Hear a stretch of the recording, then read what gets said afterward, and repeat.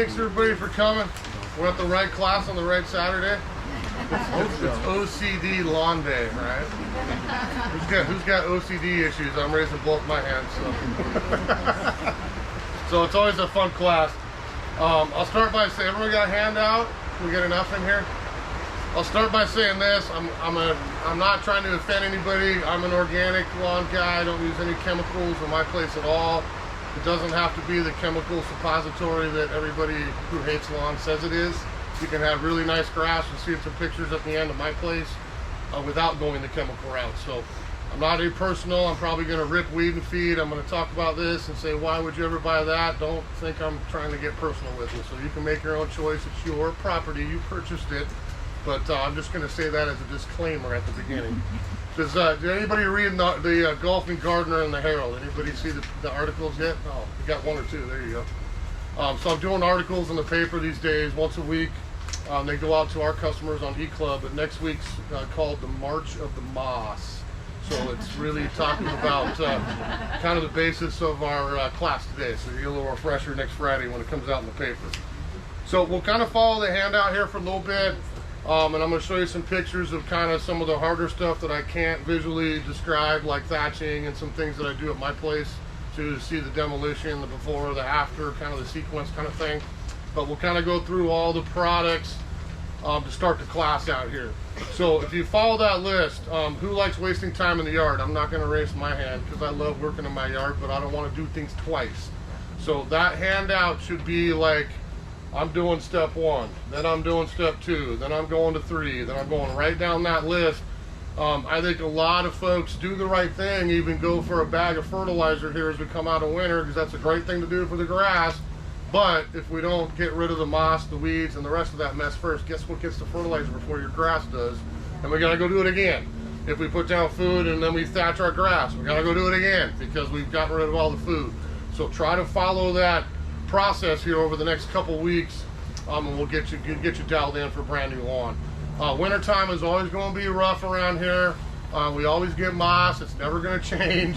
I think you can help it get less. I'll show you what I do to mine to get less, so I don't have to treat the entire property. But it's not going to matter if I did it this year. You're going to do the same thing again next year. So this is not a one-time deal and I walk away. I try to get a head start now. You know, we got March to probably mid-April. I don't ever know what the weather's going to do around here. Last year, if you remember, I think we were up in the 90s in May, which is ridiculous.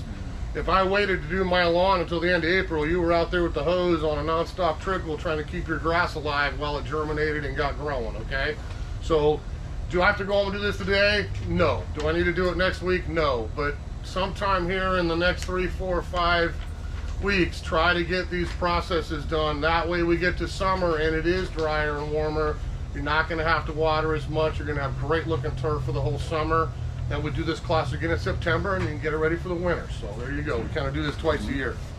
So if we start with that evil creature, Mr. Moss, is always number 1 on the list. So moss control is an absolute must. I mean, I have a lot of people, you know, again, it's your yard, maybe you like your mossy lawn, it's nice and soft to walk on.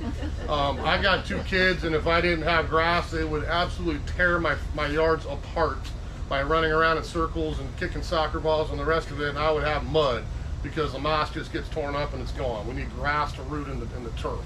So the first thing I'm always going to tell people to do is go get the moss taken care of there to start. So we really have 2 choices. I kind of brought up bags and everything here.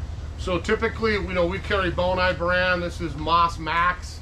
It's basically an iron sulfate, a granulated moss control. I think a lot of people are familiar with it, bags, wherever you've gotten it. I put it in my spreader.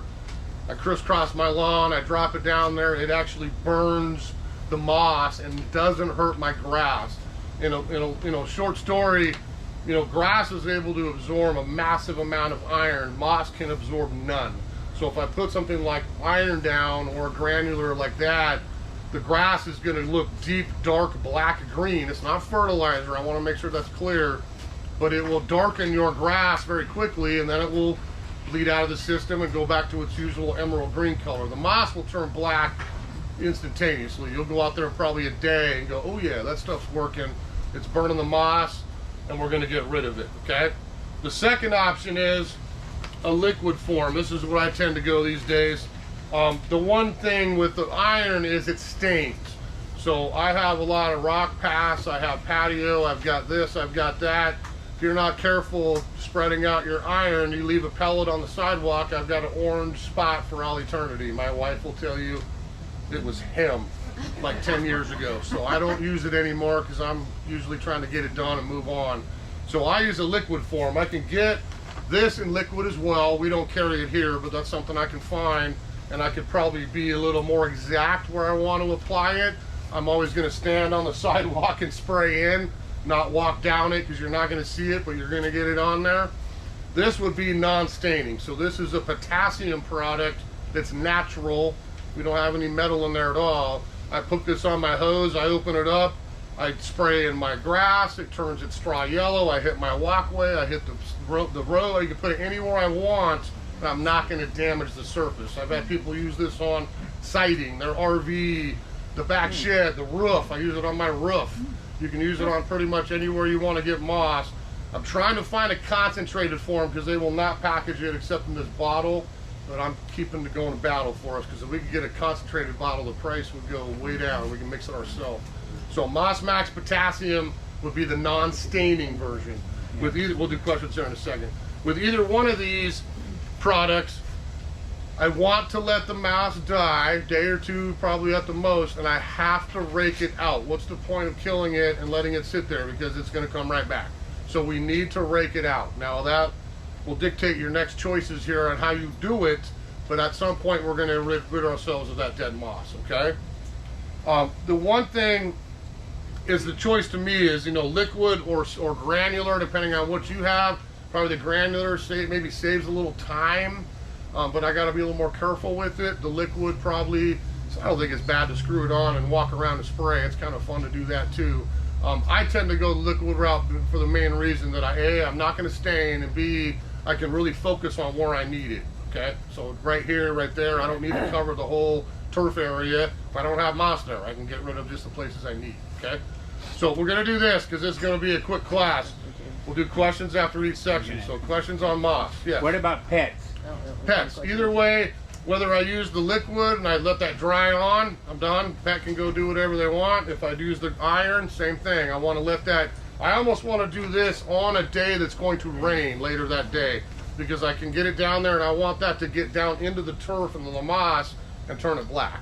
So once it's been on there for a few hours and gotten down there, you're okay to put the pets down. Yeah, you don't want your little cat or pooch walking in with iron on their paws, because now you'll have that on your nice hardwood floor and the rest of the house. Yeah. So for the Moss Max, does it tell you what number to put on? You'll see on almost all the bags, I'll say almost because I think I've checked most of them, you'll see some general spreader brands on the back and what you want to dial your setting to make it easy. Yes, you have one? So how much area will that bag do? So this bag, I always love the wholesalers, up to 5,000 square feet. So I think it's really honestly dictates how thick it is. You know, if I've got it a little heavier on there, I'm going to use a little more in a little smaller area. I would absolutely say no matter what you have, you're going to get probably 3,000 square feet out of that bag. Okay.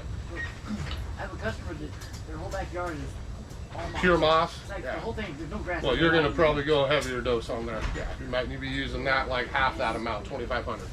Yes. Yes, we'll talk about that in a second. All right, sorry, I'm going to keep, we're trying to get these done in an hour, so we'll keep going. All right, so moss is done. Now we got weeds to deal with.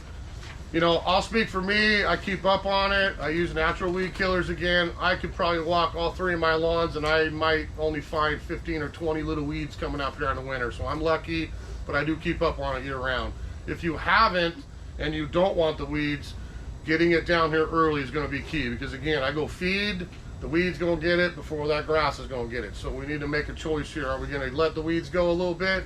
It's up to you. You're fine. Dandelions look awful pretty when they're flowering, but you have 10, now you have 100, now you got 1,000. So you can choose how you want to do the meadow, as we call it, right? So our choices for weeds are going to be a few. Now, again, I said at the beginning, I cannot stand weed and feed. So I would try to talk you out of buying the bag of death and broadcasting it over your entire property when you don't need, okay? It's the easy thing to do. Yes, it saves time, but all that herbicide is just, just nasty. It's going everywhere. It's in our environment, the lake, the river, the sound, everywhere. So please think about it before you use it, because I got my dad to finally stop doing it. That should say something after 82 years. So, so weed and feed is an easy choice. So I'll let you figure it out on your own. If you're going to go the chemical route, I would rather have you buy a bottle of quality chemical herbicide. It's still nasty stuff, but now I can walk around and put it where I need it and not broadcast it over the entire lawn. I don't think anybody, maybe if it hasn't been touched for 20 years, maybe it is nothing but weeds. Maybe we do choose the bag one time to get it done, but I think you're going to have way better luck focusing your spray to rid yourself of those weeds here and there, letting them die and not putting it over the entire property. Okay, so our choices are going to be a few, and I don't want to, this is kind of where we get a little bit confusing. You know, when we talk about herbicides, we have what we call, does everyone kind of know the words post-emergent and pre-emergent, okay? So if I actually have a physically growing dandelion, it's up out of the grass, I need a post-emergent spray to apply to that, soak into the leaves, kill the root, and hopefully I don't have it come back. If I don't have any weeds, and I don't want any to start, I could maybe look at using some sort of pre-emergent. That would make a film on my soil that nothing can grow through, or most things won't grow through for a season or whatever they're listed for. Is that kind of making sense? So the hard part with lawn is, because we're going to talk about seeding and getting everything rejuvenated, I can't really use a lot of pre-emergent weed killers because now my grass seed won't grow. Okay, so you got to be really careful what you choose when you look at your bottles. Okay, we don't really do any kind of pre-emergence here except corn gluten. So that's a natural organic thing that actually works as fertilizer, and if I've seeded and let my grass grow, I can put that down as almost a food slash pre-emergent. It would make a film on the soil and keep a pretty good number of weeds from regrowing, if that makes sense. The one thing we've always had, we would call Weed Beater Complete. I didn't bring it in this year. We could order you a bag if you're beyond my OCD-ness, we'll call it. And that would be the chemical route, where again, I could put that down, and that actually is post-emergent, pre-emergent, but again, my seed will not grow if you apply that for 3 months, okay? So keep that in mind. So our liquid choices here, we've got a couple. Now I'm gonna start with Weed Beater Ultra. So I think a lot of people are maybe familiar with like Weed Be Gone. I think the Lowe's, the Home Depots, the Orthos of the world, that thing's been around since I was a kid. This is similar to that, except it's a different form of 2,4-D. It's chemical, it's not systemic, but it is chemical stuff. We want to keep the kids, the pets and stuff off of there until it dries on. But this would work better in cold weather. Now for me, again, we're trying to do this in March, early April. We are not 75 degrees, which is to me is Weed Be Gone territory. We want to use something like this that works at a cooler temperature. This is about 45 degrees. So I can get out in the next couple weeks, mix this spot spray, and I will kill probably 99% of all weeds in my yard and not harm my grass. So this doesn't kill grasses. That's a different discussion, but all broadleaf weeds in my lawn, Weed Beater Ultra would take care of. Okay. Phase 2, we'll go all the chemical route first. So phase 2 would be Sedge Ender. Now this is basically that plus extra things that would probably take care of a few of the grassy type weeds. Now I've given up myself, I'll be honest with you, before I had kids, I was the one out with a little knife and a soil scoop in my yard, and I'd pick out my little patches of POA and all the different grasses and throw them in the yard waste and reseed, and I had absolutely nothing but ryegrass. And I'm willing to live with a few different shades of green these days and cut it a little shorter, and it doesn't bother me as much as it used to. Maybe I'm getting used to it. But this would help maybe with some of that. It's not going to help with all of it, but it would help with some of it if you wanted to kind of step up to the next level. That would also be chemical. The final one here maybe is for the lawn that hasn't been touched for quite a while. And you're like, you know what?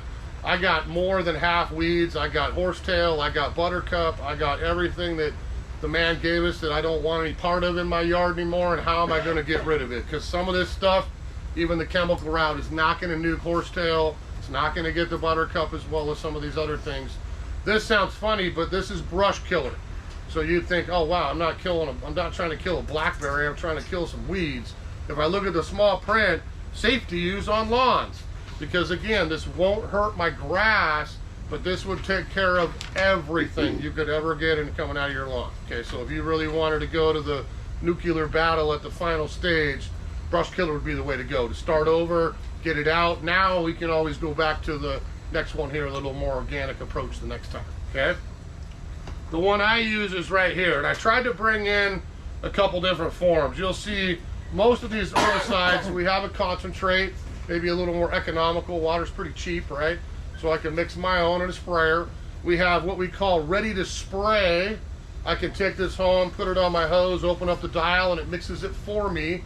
Or what I have of this is a gallon, you know, with a little trigger sprayer on it. That lasts me a couple years, you know, walking around and just doing some spot spraying. I don't have to mix, I don't have a sprayer, just an easy way for me to go. So we tend to have all these in all three of those forms. So this is the organic approach. So this is lawn, they put it in Captain Jack's Lawn Weed Brew. How fun does that sound? Don't drink it though. Probably doesn't have any rum in it either, right? Yeah. So this is an iron-based herbicide. So exactly the same discussion we had with moss. Weeds, grass can absorb an extra amount of iron. A lot of the broadleaf weeds cannot, or moss. This will take care of moss too. I have a lot of years just done this and done everything in one fell swoop and not even had to do the other things. So this will take care of all of that in one swoop. This is an iron-based natural herbicide. There's not chemical in this, and if you're trying to go the natural lawn route, this would be the way to go. Okay, so if you got minimal weeds, this is great for dandelions. The two things, again, no buttercup, and do you know oxalis? Everyone get oxalis, the little patches you get here and there with the little flowers on them? This, I dig those up still. Get a screwdriver and pop the root and get rid of it. If you let them go to seed, you'll have 1,000. If you get them in spring, you won't. But this won't do those as well. Clover, and the oxalis things, okay? So there's your options for herbicide. Does anybody have any comments on that? Yeah. In seed, you can put grass down pretty quickly after that one, can't you, the Captain Jack's one? Any of them, to be honest with you. Once I apply that and it dries onto the actual weed, you could go back and, after we talk next thatching and stuff, you could go back and put seed down immediately. It's not going to hurt your soil. Again, as long as you remember what I mentioned at the beginning, no pre-emergent. I know folks probably shop other places, especially the chain store. Really look at that label and make sure it says it's not a pre-emergent, because then we're not going to have any seed growth. Yes? Did you say Captain Jack's will kill clover? It will not. It will. Okay, now I'm playing with it. If I go now and then another few days and another few days, yes. But the problem with clover and some of the weeds, I'll teach weed class here in a couple weeks, is I've got that hairy, waxy foliage and nothing will stick to it. So it's really hard to get anything to soak into clover. Yes? What about mushrooms? Actually, we'll just get that, because someone always asks me about mushrooms. Totally different topic for mushrooms. That's what you want. Consan 20. So that is, believe it or not, a hospital-type disinfectant that works great in the yard. Algae, mushrooms, different things. But definitely in the lawn, that's the one thing we carry just specifically for mushrooms. Yes? If the brush killer does everything, what would be the advantage of using the other two? Well, again, I think it's going to be your choice. I mean, I think a lot of people, I would look at brush killer and think murder, death, kill. Oh my God, I'm going to kill everything in my yard. And again, if I get any of that stuff on the astilbe, the hosta, anything that's on the edge of that lawn, it's done. So you got to be really, and that's including the organic, you're going to do some damage to that. You got to be really careful what you apply it to. But yes, you're right. If I was going to say, you know what, I'm red in the face, I got absolutely all kinds of weeds and I want to start over again, that might be the choice that you go to, is the brush killer, because it does everything at once. And you can go nuke your blackberries and some other stuff with it too. Okay? Yes? If we're planning on redoing completely our backyard, and so I was thinking about doing a saw and taking everything up. Could I use then the brush killer after I take that up, just get anything that's left that maybe is a little bit under the soil? If you're starting over again, you're going to cut the sod off, roll it, get rid of it, and redo. Yeah. I would do that, wait a few days and see what germinates out of that old native soil, then absolutely. Nuke it once and then we move on. Yes? The brush killer, is it systemic? Yes, goes through. So I apply it on the foliage of anything, and then it's going to travel through the stem and hopefully kill the roots too. Now, sometimes we've got to get it twice if it's been there for a while, but it'll get it. Does it get into the soil? So if I plant edibles in the soil later, will it Yeah, I would never go any herbicide in my vegetable garden. So edibles and berries and things like that, we're going to do something totally different in those spots, to be safe. Yes? So for buttercups, what would you use? So buttercups, the two choices are going to be sedge ender actually does a really good job suppressing it, or just get the brush killer. I mean, that would probably be the way to go, I think, for most people to start over again. Yeah. All right, one more. Crabgrass. Yes. I've So- got all these big circles. Yeah. So this is going to be the hardest part of this discussion because, I don't want to turn this into just an herbicide class, but we talked a little bit about pre-emergent and how some plants can absorb chemicals, others can't. That is the issue around here is annual seedy grasses, perennial poa, crabgrass, barnyard grass, quackgrass, we can go on and on and on. I do not have an answer for you for that except for cutting it out, disposing of it, or we go by a non-selective herbicide. We banned Roundup around here years ago, but we have a natural one that would absolutely burn those patches, but I have to go back, scratch the surface, reseed it, and then I've got my lawn back, if that makes sense. So there is no magical spray that I'm like, oh, you know what, this will kill all 20 of those grasses you don't want, and it's going to leave the one you do. It just doesn't exist. Okay. All right. So we got weeds. So we've got moss out, we've got weeds out. Now it's time to make our choice. Do we have to thatch? Are we going to aerate? Are we simply going to rake up that mess and move on to the finishing line here? So I can't answer that for you, except I'll say this. So I'm going to show you some pictures here at the end of what it looks like when you thatch, the absolute destruction. If you don't have the destruction, you probably didn't thatch enough because it does thrash your grass. But let's just do this in a couple phases. So aerating, does everyone know what I mean when I say aerating? So I'm going to get a machine and I'm going to run it and plug my yard. I'm going to pull the plugs out. I'm opening up fresh space for roots. Golfing guy, absolutely necessary. Golf greens, golf courses, they do it twice a year. I've never done it in 20 years in Everett, and I had crappy grass and lawn when I started, redid the thing, never had to do it. I don't know that you have to. Can I answer that you do yes or no? We'd have to have a conversation. If I tried to water my grass last year and it did not stay green and I could see water running off and it was on slopes, really compacted and hard in the summer, okay, maybe we need to aerate that thing once, and I would fill the holes with compost with a nice sandy compost blend. I've got new grass, it's going to look a lot better, absolutely, okay? Should everybody do it every year? I would say no. I think you're wasting your time and your money unless we have that situation. So think the last year, I tried to water, I wanted to keep it green, have a nice lawn in the summer, it just fried out, Then we have to play 20 questions. Well, did you water enough? And did you, there's a lot of variables here, obviously. But that to me is aeration in a nutshell. You're gonna get a machine. The shoes, I've had the sandals before myself. They're kind of fun, but I don't know that that's not going to take the place of running a power aerator. I'm sorry. A lot of companies will do it for you. There's core aerators. If you want to work out, you can walk around and do it by hand. I mean, there's a lot of options. To me, it would dictate how much area are we talking about and how much mess do you want to deal with. So typically, I don't mind going down to my truck, getting a machine, and I can do it in an hour, rake it up, and move on. I mean, that's what I would do. You might hire a company to do it, and then you can rake it up, they can clean it up. There's lots of options out there, okay? So aerating is one.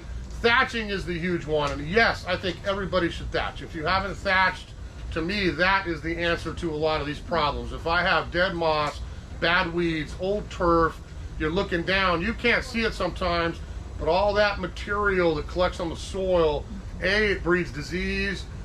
Yes, it does break down to fertilizer at some point, but I think sometimes the counties and the cities are misleading you. Oh, don't recycle your lawn clippings, leave it there forever. Well, thatch just keeps building up, and you got crappy turf because you got too much thatch.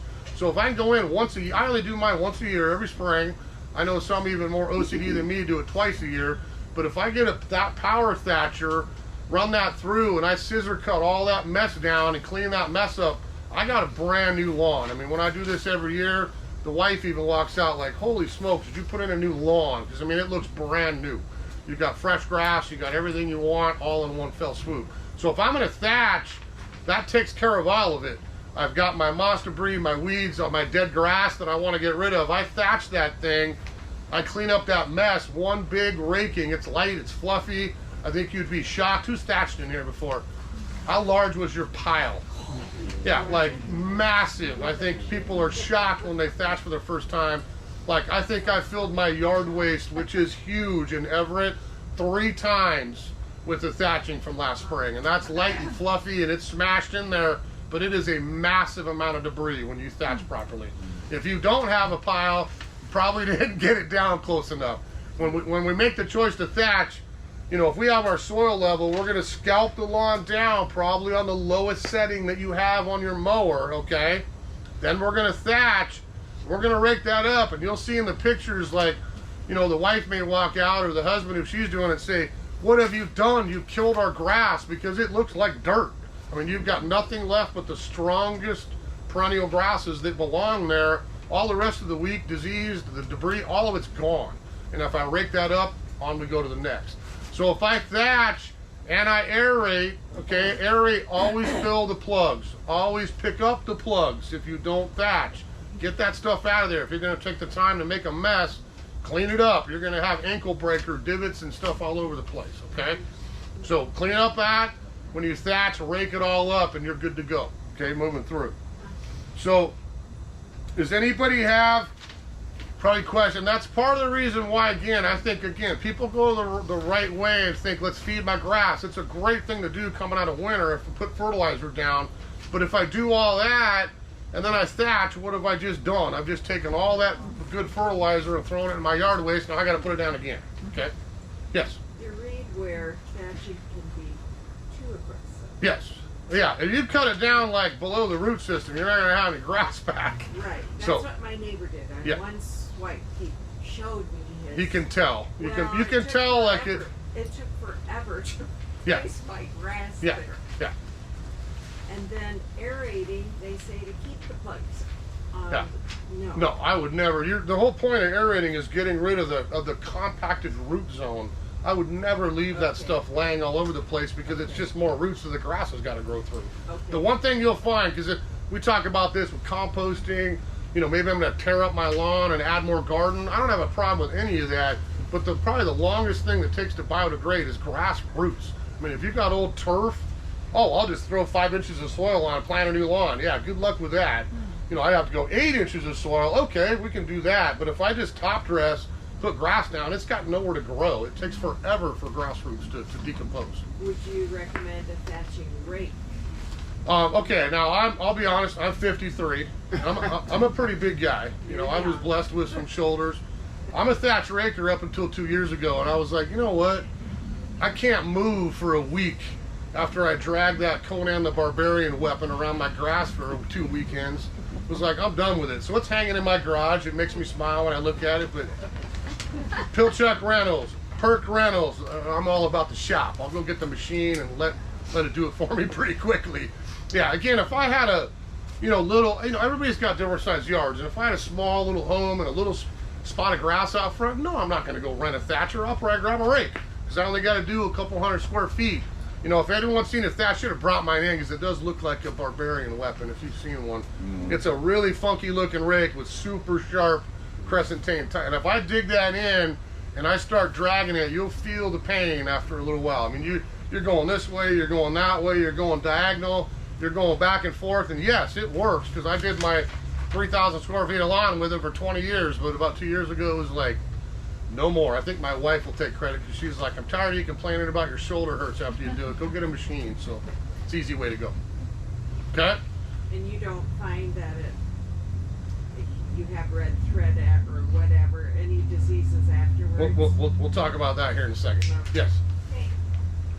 Thatching with the machine. Yes. Is that kind of like a rototiller experience running the thing? No, rototiller to me, you're digging into the ground. You're not digging. You dig up the roots. You got to start over again, like what happened to her. We're just scalping the surface. You're gonna play with the lever, and you're gonna get it right down to the top where it chops right down just above the soil surface. You might get one run where you're like, oop, that was too much. I gotta lay it back up a little bit. But go to the corner and kind of play with it for a minute. It's really easy to use. It's like an oversized lawnmower. It's not an 800-pound piece of equipment. there's certainly those out there of some of the companies. And again, you could do it, you could rake it, you could call somebody. I mean, there's great lawn services that don't charge very much to thatch or aerate. They don't want to clean it up. That's where you're going to pay the extra amount of money for all the manual labor. It's not hard to get a normal rake and clean up all the fluff. It's not heavy, it's not hard work, and you could do that part yourself if somebody come and punches it for you. Yes. The Home Depot, Lowe's, Yeah. everybody sells a dethatching blade that you can mount to your mower. Yep. You pull your old blade off. Yeah. And it's a spring-loaded Yeah. thing. So is Yeah. that a good? I'll say this because I played with that. I know I'm so OCD. I have an old no motor push reel mower. I like to clip mine like just above golf course fairway, so I keep mine kind of OCD. So I don't have that to get a blade. My dad does, so we played around with his, and I would say yes, it does some good. It does nothing as much as the machine would. So if you do it consistently, I think you're probably okay using that blade. I've seen those and we've tried them and that's okay. But if I really want to thatch, I'm getting the machine because that's what it's made for everywhere. And that's good to tear up the old moss. Exactly, gets everything at once. You got it. And even again, the weak grass, the stuff that you don't want in there. I found, frankly, when I thatch, the majority, if I'm scalped down, the majority of the bluegrass or the Poa Anna that I have a lot of people complain about, and I get right down to the surface, it tends to even core up a lot of those clumps and gets rid of them. You know, and then I got to do a little top dress and fix it, but it helps. Let's do one more and we'll keep going. Last year we did that. Uh-huh. I used my neighbor's one. It's the size made for more of a homeowner. Okay. And it worked fantastic. Yeah. It's under $200. Exactly. You're gonna use it every year. Now, I've seen a couple online that were even smaller than what I had. And again, your property is probably going to dictate. You know, like I'm out in Snohomish, I got an acre of turf. You're going to tell me to go out there and rake it? No, get a machine. You know, she might be smaller, he's bigger. There's some options out there if you look around. Okay, yeah, one more. Quickly to add, I have a Sunjoe dethatcher. Yep. And for a homeowner, it is the best. Works awesome. It's Yeah, awesome. works awesome. He doesn't. See, And you get about 10 feet, it's already full. I was gonna say probably 4 years, and you paid for the whole thing, missing the rental fees too. So, The best investment, yeah. it's under $200. I might put that on my Christmas list next year. There you go. Okay, so thatching and aerating, everybody's good with that. So now we've got moss out, weeds out, we've destroyed it, and I'll show you a picture here in a minute. And we're back to like literally like, do I have any lawn left? It looks awful brown, it looks awful dry, and there's not a lot of green. There's a little green popping up here and there. So that's what the phase we're at right now. Now we get to the fun part, brand new lawn, right? So you'll see that number 4 step, top dress, overseed. You know, what do I gotta do? I always top dress. I think that's the most common mistake for a homeowner. You do all this correctly, you take the time, you want nice grass, you throw all your goodies out there when you're done. Here, you can take mine. You throw, well actually, you can't, someone will remind me, go ahead. That to him? Oh, there you go. So, there you go, I got 2 now. I know. So you take the time to do it, but you don't cover the seed. And then Mr. Bird comes and takes half of it. You get 2 dry days and the sun's out and it kills the rest of it and never germinates. Has that happened to anybody? It happened to me, so admit your faults in the garden. We all learn, right? So we have to top dress. I think that's one of the most important parts of this whole conversation. So if I've done all this, you can see some of the estimates I put there. If I've got minimal grass left after thatching, you're looking at about 2 or 3 pounds of seed as an overseed. Okay, we bag our own. I don't like any of the packaged crap, frankly. I find all over the place at distributors.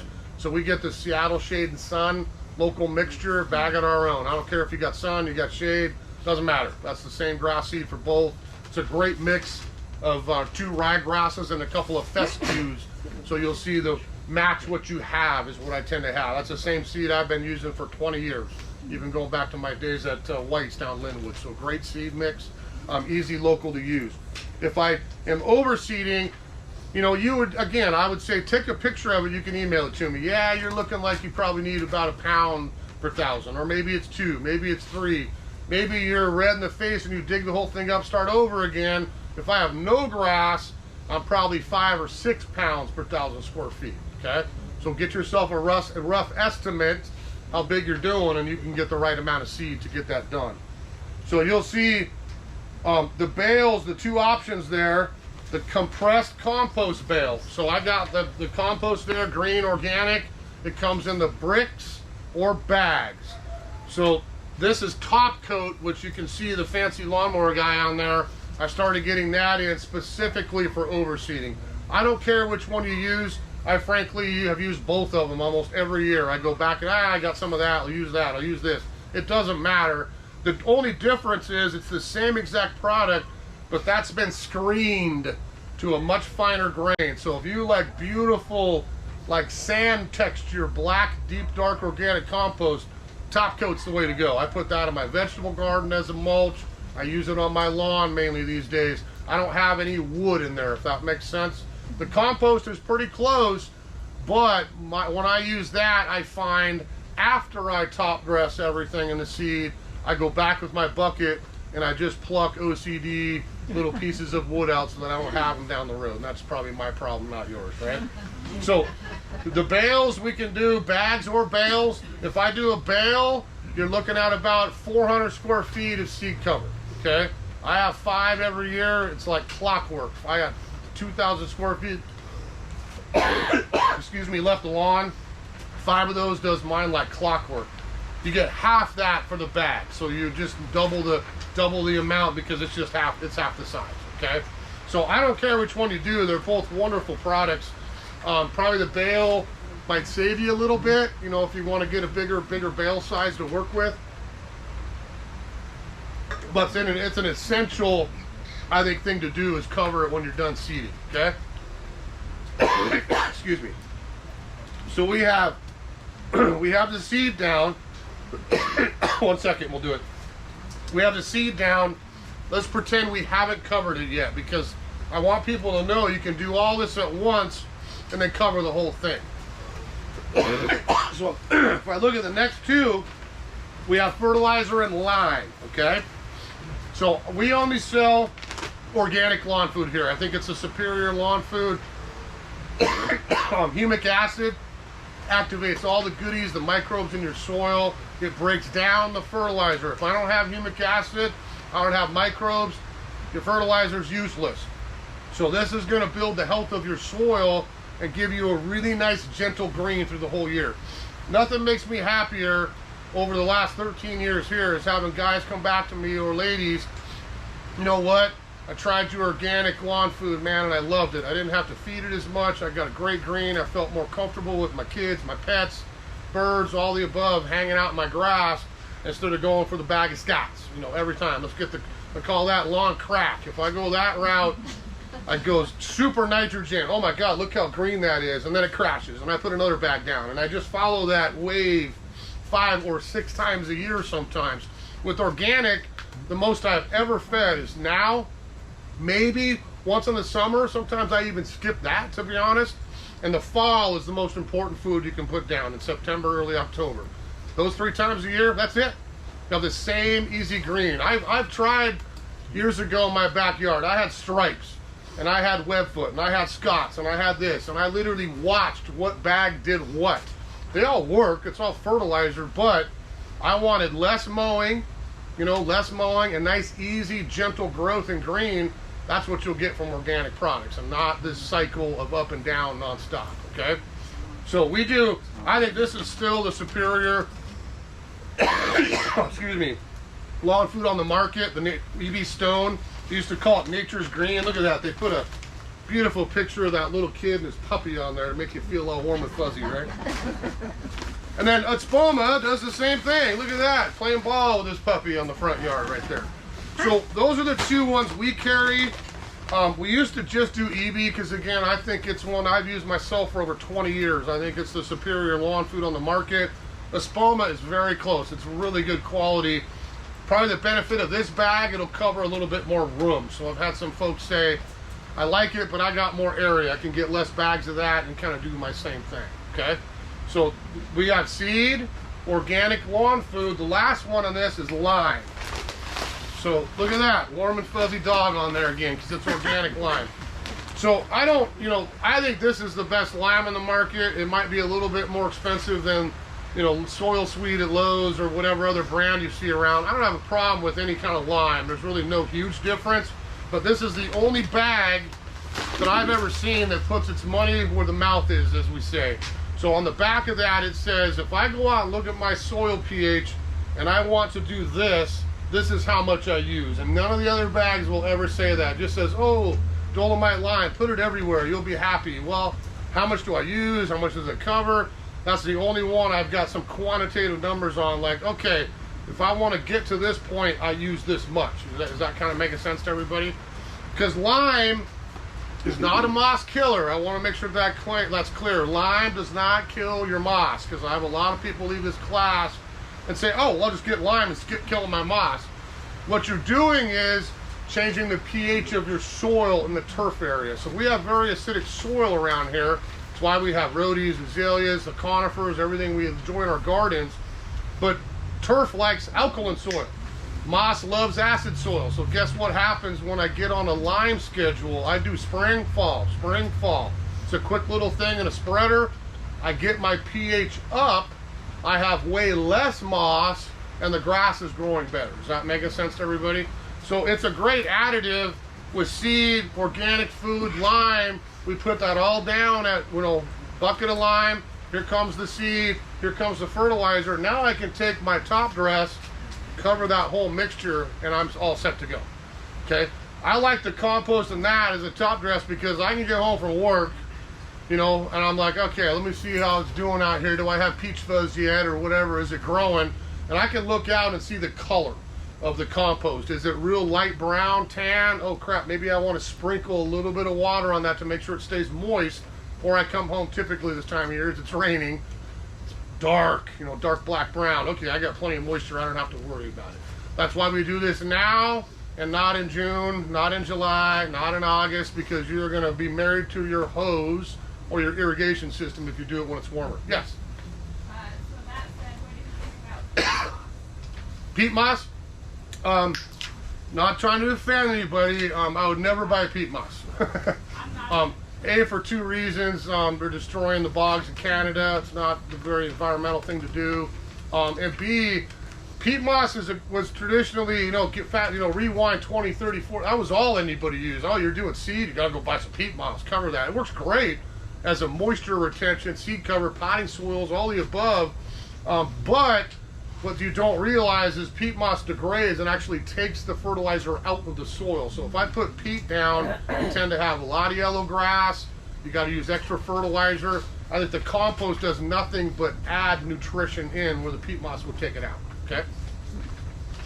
Question for you. Good to know. On the, how do you test the soil pH or You get a little pH meter. If you want to be a mad scientist, there's even little, like, you can put a little thing in there and shake it, look at the color. There's all kinds of little cheap pH meters. Again, you know, do we have to get to, if anyone, everyone know kind of pH? You know, 7 is neutral. Typical soil around here, you know, I'm going to blueberry, I want it like 5, 5.5. I'd say most people's soils here between 6 and 7. We're not trying to get to 9. You know, we just need to stay neutral or close to it, and you're going to see a huge reduction in moss. Again, my yard, right in the middle of Everett, I think I tried the quick fix for 5 straight years, 20 years ago. I'll get this lawn back, it'll be okay, and I'll do this and that. Okay, finally rototilled it up, built the soil, and I've never had to do any huge work since and did it the right way. I noticed a huge difference in the amount of moss. To me now, it's only where it should be, underneath the rhodie, where it's nice and wet in the shade. I got little rims here and there. You know, 15 years ago, I would have come home and go, God, I got rid of the moss. Everything was covered in moss coming out of winter. So that, to me, it's not tomorrow, it's not in a week, not in a month, but you start doing this, you're gonna see a huge difference going down long term. You just won't have as much moss, period. Okay? Yes? What's the timing of the fertilizer application after seeding? So that's the whole reason, again, I probably should have said that with food. If I use organic, I never burn anything, and that's why I don't like synthetic food. If I had synthetic food and I put it down with my seed, it's never going to grow. You're going to burn it with Scott's. So I have to get a starter fertilizer, which is way lower in nitrogen, or just get organic. Because I can put this down, seed down, lime down, all together, boom, boom, boom, cover the whole thing, and I'm good to go. Yeah, make it easy. Okay? So now we're back to the back page here. We'll cut you loose. So the last couple things here. Now, disease. Somebody asked about thatch disease earlier. Red thread, dollar spot. We can go on and on. I have a little bit of it in my yard. It comes every winter. It's about our location. We're wet, we're mild. You're going to see some of those turf diseases come in. Thatching, that's all festering down that thatch layer. So thatching gets through the majority of that. When I put food down, reseed, it should be, I don't have any of it ever. Spring, summer, fall, gone. Gone for the year. If I feed coming out of winter and I have a little patience and I don't even thatch, the fertilizer will get it to grow right through that. If I have a dead patch, yes, I'm gonna have to reseed it a little bit. But if I just want to green it back up and let it force through it, it will happen with a good dose of fertilizer in spring. If you were at the point where I've been a couple times like, okay, I got way too much red thread. The problem with turf disease, you walk on it, you step on it, now you got another one and another one. It's on your lawnmower blade, it's on your wheels.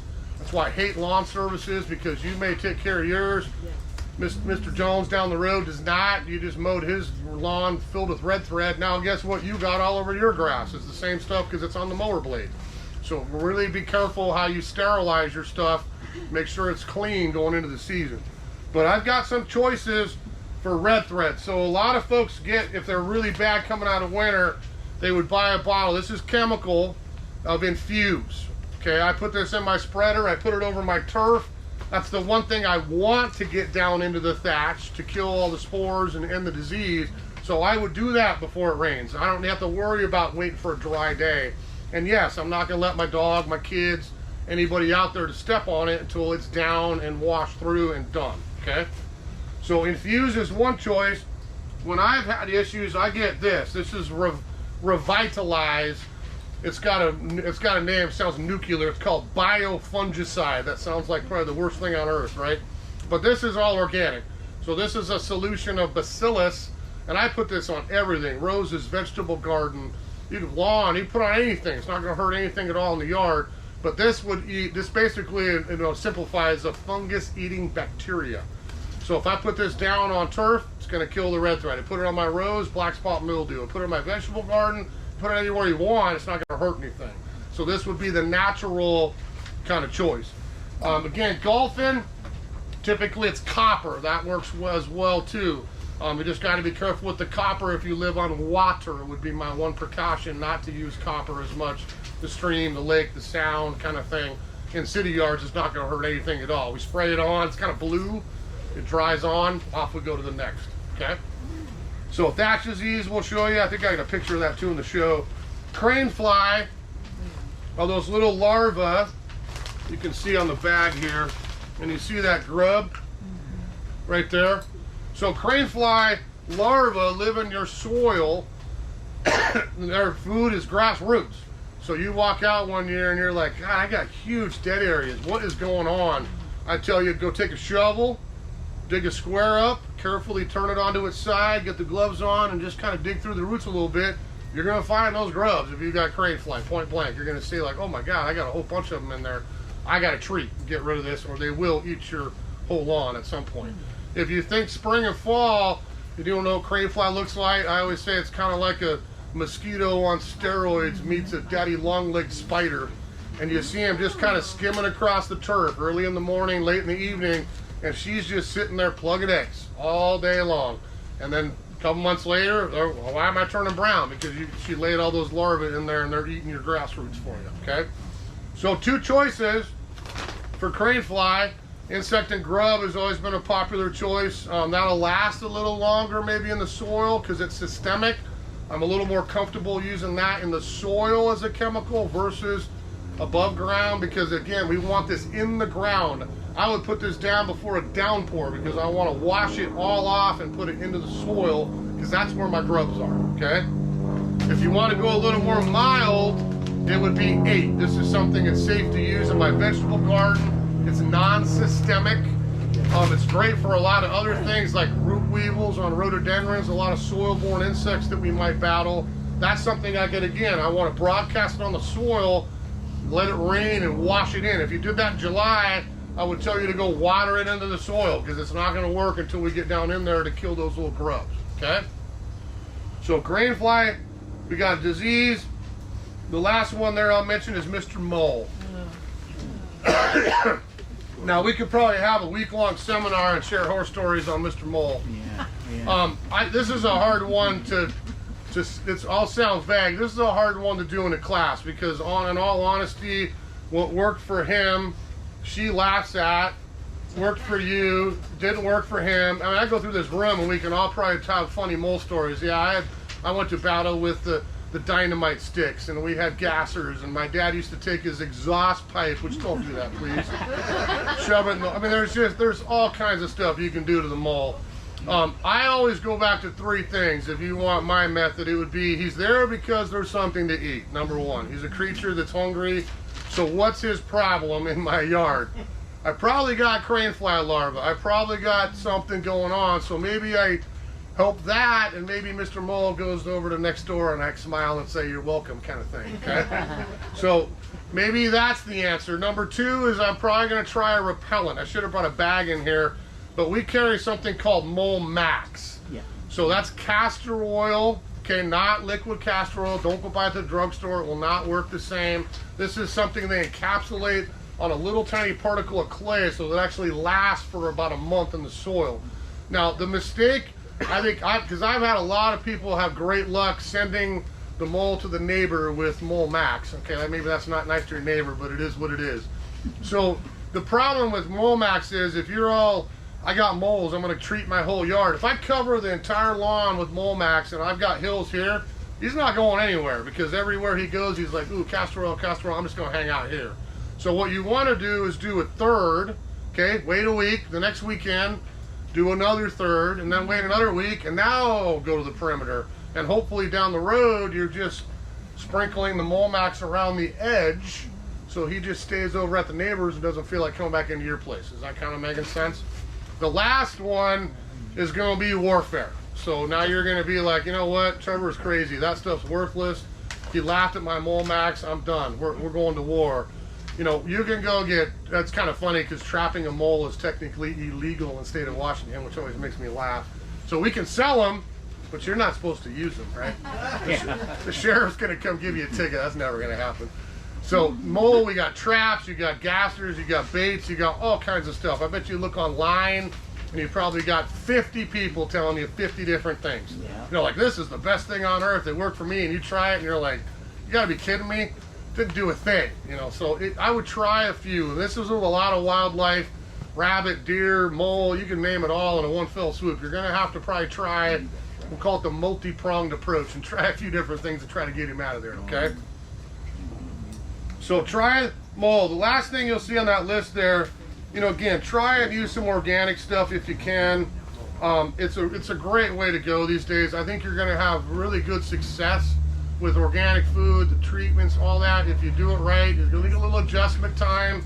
But it's just, I think, I get frustrated with lawns these days because they get written up as like the ultimate nuclear chemical dump on anybody's property, and it doesn't have to be that way. So you need to choose what's right for you, but I think you'll have pretty good luck with a lot of the safer things. Or, again, if I have to go for a chemical, it's not the bag that goes everywhere. It's, let me take maybe a little more time, but I'm gonna do the right thing and spot spray, let that die, and then I can go back to something a little more natural too, okay? If you're starting over again, which is what I did years ago, it's all about the soil. I mean, that's point blank truth with a lot of gardening, period, but especially with turf. I need 6 to 8 inches of really good soil to grow lawn in, and I'm never gonna have to do much else than that. Every year I do this little thing we talked about, but I don't have to dig it up and start over again. If you bought a new home, who's got a new place in one of the little cul-de-sacs, or, you know, they put the houses 6 feet apart and the landscaper comes in and says, oh, look at your beautiful yard. Every one of these people will come over in 1 year and say, what's wrong? Well, yeah, because the contractor put in that much soil on hard pan, rolled out sod. You thought you had a beautiful yard and it's got nowhere to grow. So now we have to start over again, you know, put the soil in and do it right, okay? So seed's easy the way to go. Somebody's gonna ask me about sod. Hydro seed I don't have a problem with.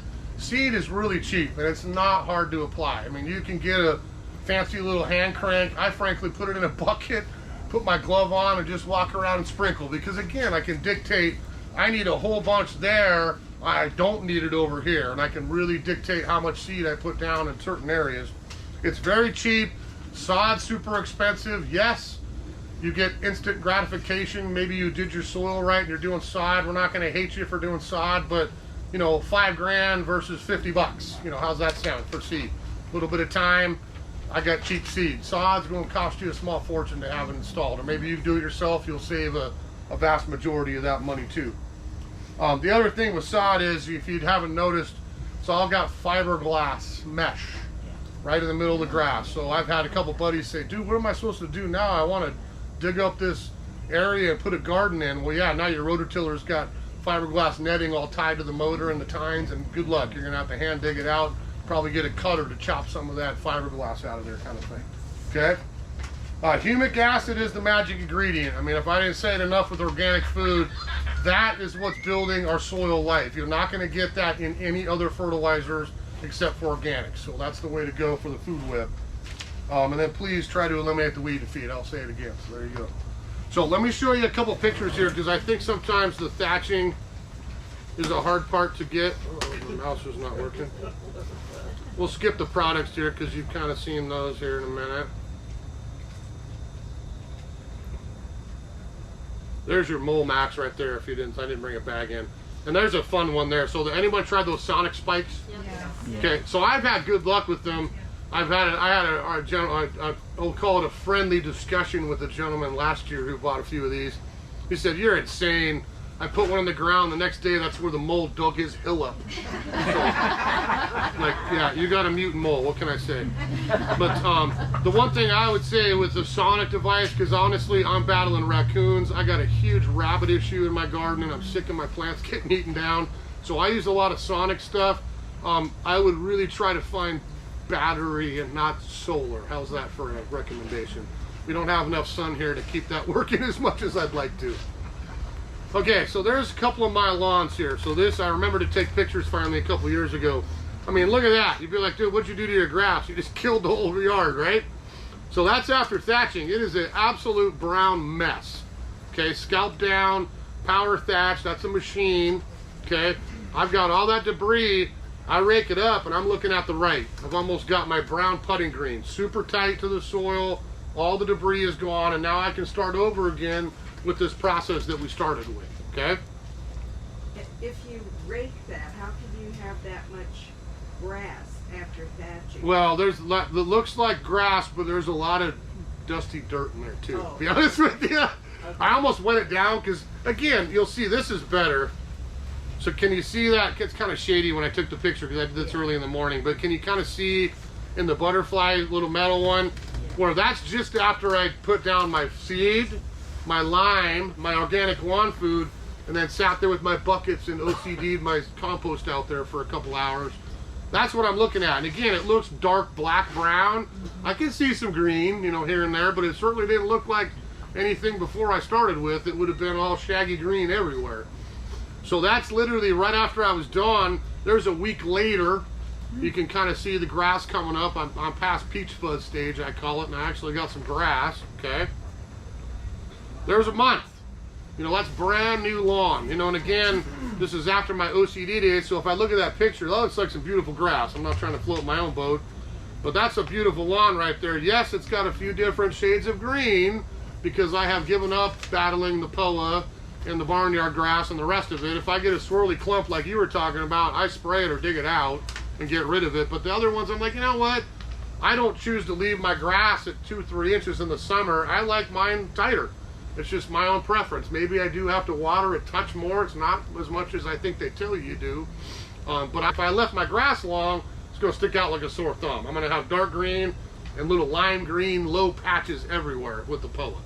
Yes? Question on the timing of the thatching as far as the weather goes. Yeah. Like, we're having a series of these torrential days. Is that Yeah. not a good idea to thatch? Or No, does it really doesn't matter. I mean, I would choose not to do it on a torrential day myself. Right. But I got a day in the sun on a whatever, next Saturday or tomorrow, whenever it is, I could get my thatching done. I don't care if it rains and gets it wet. It's going to be a little heavier to dig out. But again, You know, this isn't, it looks like a massive cleanup, and it is a huge pile of debris, but it is super light and super easy to rake up, throw it in bags, put it in the yard waste, and be done with it, okay? When you say you OCD with top dress, Yeah. you actually hand do it? I do, yeah.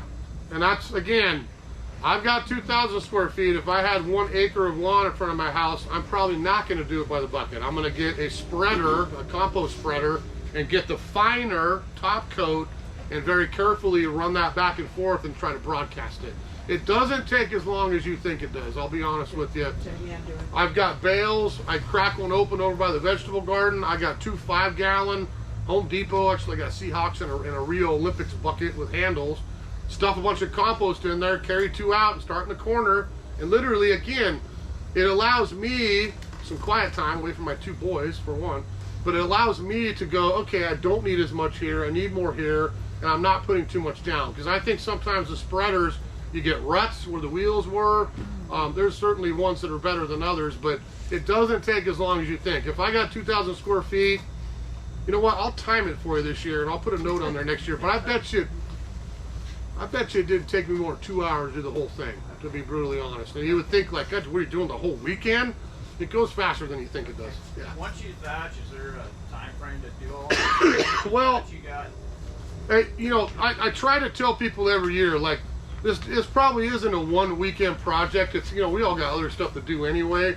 It's probably like, hey, let's go home 1 weekend. I'm going to get my moss done, my weeds taken care of, walk away. Next weekend, I can choose to thatch, rake, whatever I'm going to do. I got the debris out of there. Maybe that 3rd weekend, I spend half the day seeding, liming, feeding, dressing, and then off we go. You know, you could go boom, boom, boom. My big thing is probably making sure the moss control turns it black before you thatch, because I think you don't get it black, it's still there.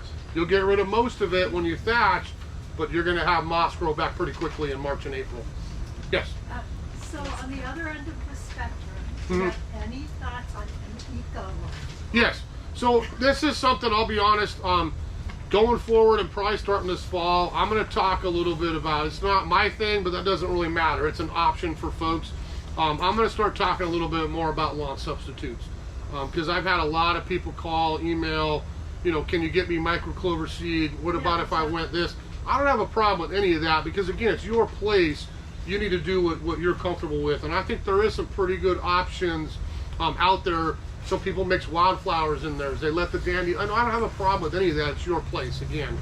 Now the eco lawn thing, I'm a little leery of some of what I've been reading and stuff, because it's so climate specific. I almost got another seed in this year, and then I really dug into some research and was like, it's just not going to grow here. We're too wet, and we don't have the right soil type. Now I'm not saying a deeper rooting lawn doesn't exist that we could utilize, and that's what I'm doing some looking around here for, that we would carry.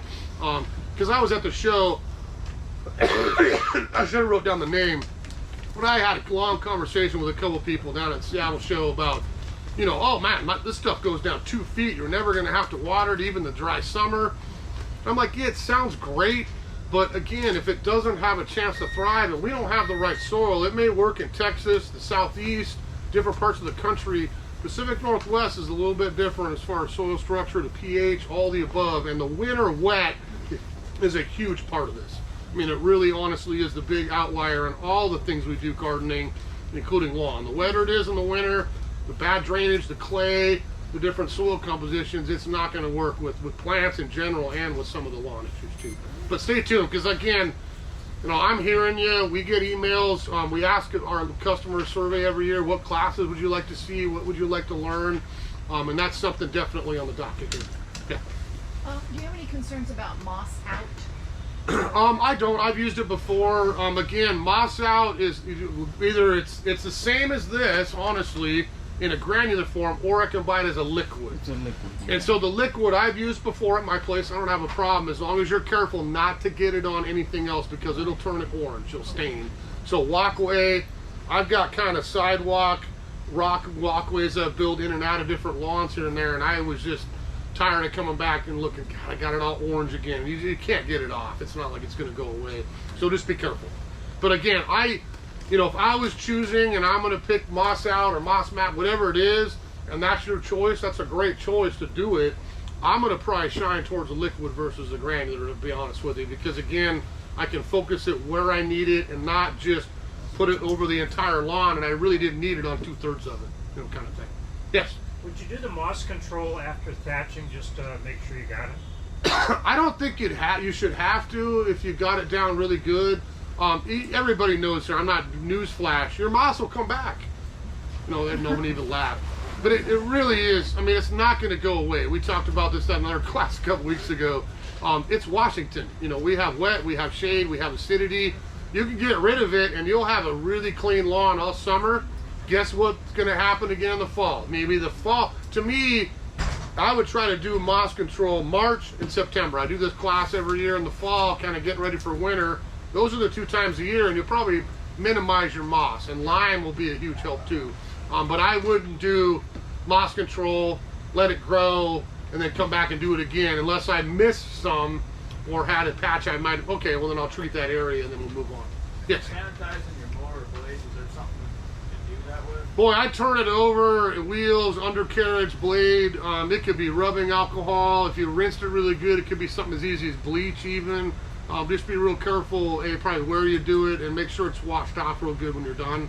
When I clean mine, I usually go to the bottom of the driveway, you know, hose it out real good, and I'll usually have a trigger bottle that I use it on my pruners too, with like some rubbing alcohol or something. I'll just wet it down real quick, make sure it's sterilized, and move on. I'll be honest, you could go to my house right now, my lawn looks pretty darn good. I got a little red thread, you know, I got a couple brown patches here and there, and that's Washington. After I do this, in the next few weeks, if I'll do the same thing on my house, it'll look like that again in the picture. You know, it'll look like that here for the whole summer again. And then the fall, I'll do the same thing again. You know, it's kind of a twice a year little kind of check on the turf. Yeah. So you treat your lawn with a certain pH. Yeah. And your plants are right there. Yeah. And you have a blueberry. Yeah. You know, and how much does that come over to? Yeah, that's a great question, because in all honesty, in my own yard, I love my berries, so I have blueberries, quite a few, and I have a couple right off the lawn, and you see no difference as long as, again, I'm not applying it on the root zone of that blueberry. It's got plenty of acidity. I'm probably 2 feet away from the edge of my turf right there in the front yard. Perfect. Yeah, I've been totally fine. And you can always check, you know, stick a pH meter in front of that, just check and see, you know, okay, I'm still good, because you can always go back and put a little bit of sulfur, a good acidic organic berry food on there that will help keep that blueberry happy as well. Yes? With seeding, do you roll it or rake it in, or you just spread it and put top? I spread it. You know, I think sometimes your soil will have a little bit to do with that choice, because I know 15 years ago doing these classes, I would have had you take a kind of an aluminum rake and score it a little bit. But I think as long as you cover it, I've never ever raked before I seed it. I mean, I clean it up, I thatch, I do all the exact same thing I'm talking about. But when I put my seed down, my food down, lime down, I simply cover it up, and I've never had any issues with it at all. Yeah, really haven't. Yeah. Are you putting the moss mats down as like a preventative a couple of times a year, or if it's looking good, you don't bother? No, I think maybe just to reiterate, that would not help me as a preventative at all. That's strictly a moss killer. So if the lime would be my preventative. You know, if I really want to reduce my capacity to have moss, lime is what's going to do that, not the iron. That's going to be like, I got some, let's get rid of it. Now I might put lime down. I think if you get in the habit again of doing the lime, even once a year, every spring, I do spring and fall, I think you're going to see a huge, like, wow, he's right. I used to have it everywhere, and now to me, it's only where it should be in my yard now. Shady, in the wet areas, underneath the roadies, and some places like that. I can go treat it real quick, and I'm done. I'm seeing that. Yeah. As far as getting your lawn level, Yeah. right? You have dogs, they get ruts and Yeah. everywhere. What would you use first to put down to level it? Yeah. And then would you overseed and then topsoil? Yeah. Well, you would overseed, top grass, the same situation, but that's a great question. So if you didn't hear, he asked about, I have a rut, I got a hole for my dog, whatever it is. Compost is going to settle. You're going to have dips if I just try to fill with that, okay? So you want to get a good topsoil. So something heavier, you know, if it's just lawn patching, I should have brought a bag in here, but we sell what we call Topsoil Plus. It's organic, it's real sandy, it's real heavy, but it makes perfect fill. I have a bag or two, that's what I fill holes with. I say, could you do like a Oh yeah, see if you put a little sand in there, the same thing, I got some weight that'll help fill, because that's the problem. I got a dip, unless I fill it and level it, you're always gonna have a dip there. And then you might go, again, we don't have them here, you can buy them. I think they're really easy to rent at a lot of shops. You know what a roller is? You go get that drum, you fill it full of water, it's really heavy, and you just push it across like a lawnmower. When I did mine from scratch, I probably did that and picked rocks for like a month. I mean, like, I'm not doing this ever again. So, I mean, I'd roll it, let it sit. Okay, I got a couple more rocks. Roll it again. And you'll get it perfect if you level it. Otherwise, again, you're probably going to have a little bit of the dips. Will landscaping rake do the same thing if you just want to do it by hand? Yeah, it'll help. It'll help for sure. But the weight of the roller is really what's going to lightly compact before I do seed and all the rest. I'm not rolling over the top of that stuff. I'm going to do all, like the prep work, the last phase would be, okay, let's make sure I'm level, and I'd roll it once, then put my seed, lime, food, top dress, and I'm good to go. Okay? One more. What do you recommend doing if you only have 3 or 4 inches of good soil? How do you deal with that? Well, I think it's not that it's impossible. I just think you're probably going to be watering a little bit more in the summer, because it's probably, is it clay underneath there a little bit more? Yeah. Yeah, so you're going to water a little bit more in the summer. And you might even, you know, the lime is going to help you. Lime, or everyone know gypsum. So that may be something to grab for that situation, because it sounds funny, but gypsum actually helps break up clay a little bit. So in the wintertime, the water would get through there. It wouldn't be quite as mushy, but it'll also help get water penetrating in the summer a little bit more too. So maybe it's still calcium, it's just a little different form with gypsum. So maybe you would get a bag of gypsum instead of the lightning lime, and maybe broadcast that down to help you once a year kind of thing. If you want to fix the problem, and is it just physically bring in more and build it up? Well, I think if now we're back to the reconstruction phase. So this is me 20 years ago. I mean, that's exactly the conversation I had between my left and right brain. God, I don't want to do this all over. How am I going to fix it? You know what? It's not going to change until I just get it done.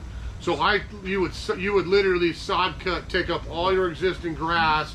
You would bring in probably 4 or 6 inches of brand new soil, rototill that all up, mix it all together, and then we start the rolling, the rock picking, and you've got yourself a perfect base. Again, it took me, I mean, I started it in August, the year I did it. It probably took me 4 weekends to get into September, long weekends, not 3-4 hours, but like, okay, I'm really putting some time in here. And then we did that, and that I've never had to do anything since, except for the feed, the food, the top dress, the easy stuff, because I built the soil up that way. Yeah. Yes. I know that when we did ours in our front yard, we actually had to dig down very carefully. Yeah. Utilities, because we had the curb.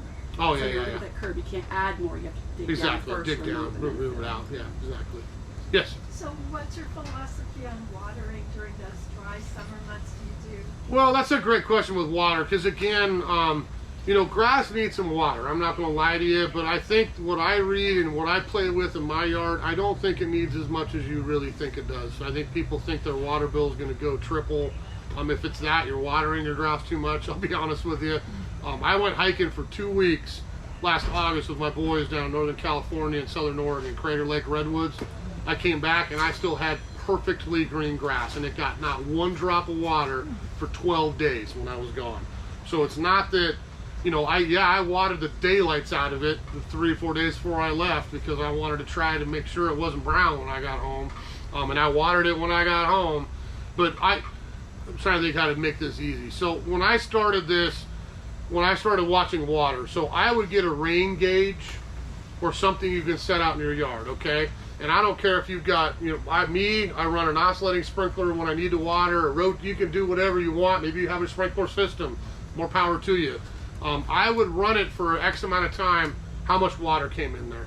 And literally, if I get about 1 inch a week, I think that's all you need to keep grass looking good year round. And I think, honestly, it might be a scotch less than that, because I don't water 1 inch a week at my house, I'll tell you right now. So, yes, keeping it a little longer and not doing what I do helps. I got shaded roots, I don't need as much water. If I leave it a little longer, maybe a little less water than that even, as far as needed. But I think if you have, especially a sprinkler system, you probably run it for too long. I mean, I think if you had one out, put a little meter out there, you can see how much water you're running for 5 minutes or 10 or whatever it is. I think most people I see with sprinklers put them on way too long and way too often. I think you could save yourself the water bill by just dialing it in a little bit less. Yeah. Yes. Do you ever recommend ammonium sulfate? No, I mean I don't know. I went on one of the home tours. Their grass was unbelievably green. Yeah, yeah. And I asked what he does. Yeah, and it's not gonna exactly. It's not gonna hurt anything. It's gonna give you a little darker color. I mean, that's one thing.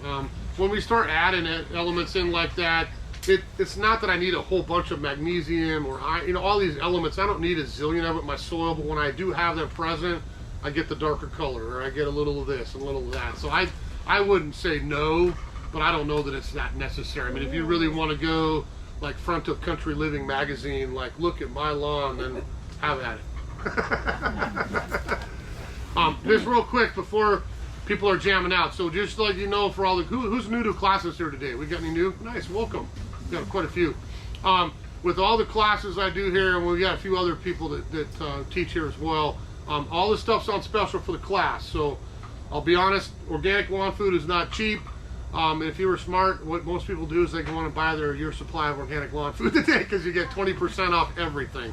So seed, the soils, the sprays, the moss, all of it. You go up to the register, just tell them you're at the class today. She hits a button and you got 20% on all the lawn class. That'll last through Friday. So if you got something going, you got a jam, come back early this week because it does save a substantial amount of money for this class. And I saw people last year kind of figuring it out like, yeah, he's got 5 bags of that EB Stone on his cart. He's got his whole year covered right there. So it's a good way to save a little money. Yeah. Okay. We got a couple more. So I've been reluctant to use insect killer because I was afraid it'd kill my worms. Okay. So it kills the worms. That's a tough one with me personally because I feel the same way. And I've reached out to both of these people. I will tell you the insect and grub has imidacloprid, and that would be the one I'd worry about more. I would not worry as much about the 8. So if I'm going to put 8 in my soil, if they're both red bags, but this is a totally different product. That to me is the safer way to go for earthworms. I'm going to knock on like 5 kinds of wood. I've been lucky myself with crane fly because I tend to go out and look in the evening in the fall and I step on them when I see them flying around. And I've been pretty fortunate not to get one. I'm not going to let the larvae eat my lawn. So if I was at that point, I would go the 8 and I would not do the insect grub. But either one is going to be effective. Yeah. Yes? Real quick about the watering. Yeah. Best in morning? Always. Yeah. In the morning. Always, everywhere in the morning. I mean, the worst thing you can do is wet anything down in the late afternoon, evening. If I got wet foliage, I got disease. I mean, that's point blank truth. And that's not just lawn. I would say even more important in the garden. Vegetables, roses, all the above. If I got wet leaves, Mr. Spores blowing around the wind, he finds somewhere wet to live, needs about 4 hours to make himself a home, propagate, now you got a disease. So I would never, ever water in the evening. And that's, I'll be honest, my problem at my house is because I'm married to this place for the next 4 months and I'm not home much and I usually get home late and I'm like, I gotta water. What am I gonna do? Because I'm out of the house pretty early in the morning. So I try to get up really early and I try to catch up when I'm home on days off because if I leave it wet, especially red thread, absolute red thread everywhere. When I've gotten in the habit of watering in the evening, like, oh, here it comes. I gotta stop doing that again. But that's a good point for everything in the yard. Yeah. Yes. So I was just curious. I have an area of lawn that's very, very wavy. Yeah. And so I'm wondering, is it because that needs to be thatched? Is that what would cause like waves in your lawn? It'll probably help you a little bit, and the top dress will probably even out and settle to help level it. But I mean, if we're talking about a dip a couple inches, we probably need to add. We're just talking like waves, like this. Yeah, so I think probably that's it. Might be lawnmower wheels. It could be a lot of reasons we're getting ruts. Okay. I mean, one thing I do for me, again, this is beyond OCD, but I try to mow my lawn in a different way every time.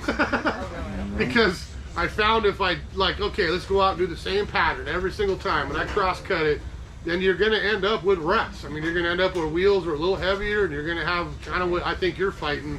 I tried to swap directions every time, especially during the summer, just so it still looks nice, but you know, a little different. Yeah. Yeah, on that, there also rotate your lawn cut also improves your grass growth too, because they don't want to lean one way. Exactly. And also, this time of year, would it be okay to take with an arrow rollers to smoothen out your? Yeah, it's not gonna hurt anything. Yeah, you can get a little roller, get some water in there, get it nice and heavy, and roll it out. Yeah. Because I noticed walking the yard the other day, I felt like it got little dips here and there. Yeah. Yes. This might be a little bit disgusting, but I've got 2 4x8 vegetable planters. Yeah. And my cats use them. Okay. Use them. So should I change that soil? Because last year I didn't get anything hard. You know, is it? Are they dry? No. Really? No. Because the only place I fight the neighbor's cats is underneath my eaves. I try to wet it down all winter so they don't go in there and dig holes and leave me presents, I say. Yeah, no. They do it all winter long. I would try to scoop it out. The problem with the cat and the dog, it's not, you know, it might be inhibiting some growth in there. Yeah, exactly. Way off. So lime maybe. Lime. Well, honestly, if we were doing a class, let's say we were having a lime class today. Yeah. You just said the other thing. I mean, I'm on my lawn. I'm in my vegetable garden twice a year, and I'm around my lilacs. Those are the 3 things that I think the majority of people try to grow around here that love sweet soil and don't like acidity. Should I remove all that soil and get rid of it? I don't think I'd go that far. But what I do with my because I'm in the same big raised beds and I got big galvanized rings I grow everything in. 2x6. Exactly. I'm gonna go 2x10 or 12. Top dress it with some fresh, like we have something out there. It was absolutely wonderful for vegetables called Soil Booster. Okay. So 80% manure, 20% chicken. Okay. So if I top dress with that, put a big dose of lime down, turn that all over in there, I'd be shocked if you didn't have great vegetables this year. Yeah. So I'm gonna plant catnip at the other end. I was gonna say, get them on the cats. Yeah. I'm surprised because typically they're like, I just need somewhere dry and tidy. I'm not going where it's wet. That's actually a little different. Yes. How often do you sharpen your lawnmower blade? I have a real one now, keep in mind, but I do mine once a year. You know, I do mine coming out of winter. I haven't even cut for the first time. It's almost ready here. I might be a couple weeks I'll be out cut for the first time. But I do mine once a year. If you've got a regular lawnmower, you could probably pop that off and sharpen it as much as you want. I would look when you cut, because that's just what I noticed in the fall. You can see where it's shredded, where it's not getting a clean cut, and then you don't have quite that same green. It's kind of that brown tip on green. Yeah. Thank you. Yeah, no worries. Yes. So my customer with the moss, their back lawn, it's all sand. Okay. Thanks, Trevor. Yeah, no worries. Yeah, if you've got more sand, really put use a really good dose of compost and start getting in the habit of top dressing with compost, because that'll actually build up your sand and get some organic matter in there. It'll be better. It'll hold more moisture and you'll be a little better lawn. Yeah, compost would be a huge fix. Yeah. All right, well, thanks everybody for coming.